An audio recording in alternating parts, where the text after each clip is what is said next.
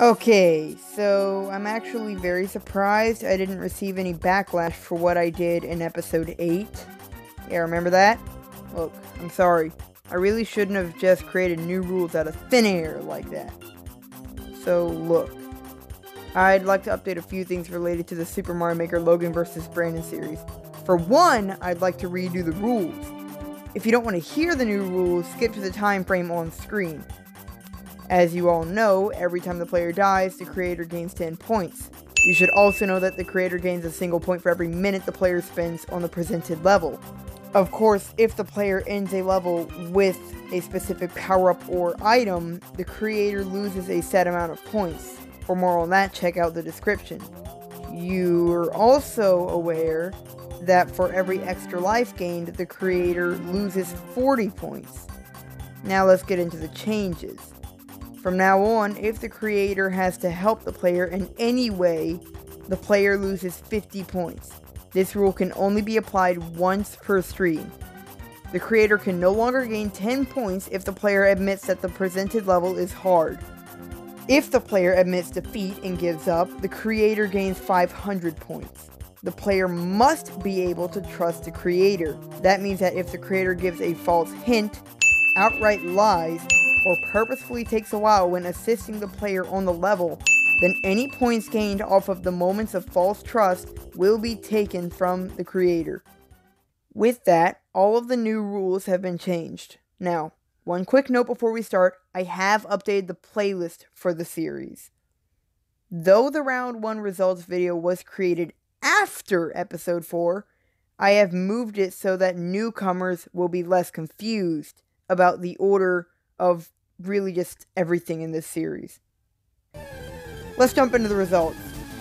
In episode 8, I played through Brandon's level, Logan vs. Brandon level 3.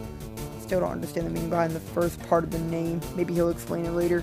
I started the level 4 minutes and 27 seconds into the stream, which is kind of a bit late. Should have started like 2 minutes in. 23 minutes, 36 seconds later, I completed the level. This net Brandon 23 points. During the playthrough, I died 41 times, which put Brandon's overall point total at 433. Throughout the run, I began to question Brandon if there were any developer skips or hidden blocks or really just anything else that would be useful that I may not know about in the level. He replied with no to everything. Halfway into the stream, I gave up, giving Brandon 500 points, new total 933. I went into the level editor to showcase the remainder of the level. Once I went into the editor, I discovered a hidden block containing a useful propeller shroom. Due to the false trust, I took back the 500 points I had given him. His total was now back to 433. Moving on, in episode 9, Brandon played through my level, Brandon's Torture 2, of Puzzling. Let's make this quick. He died 24 times, making my total 240 points. He finished with the Fire Flower, bringing my total to 225. It took him 40 minutes and 14 seconds to finish. My total was brought to 265 points. In episode 8, he did give me a true tip on how to make a difficult jump, so I lost 50 points. I had to actually enter the room and physically assist Brandon with my level in episode 9. As a result, he also lost 50 points.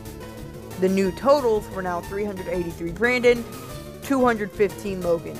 Therefore, I finally lost.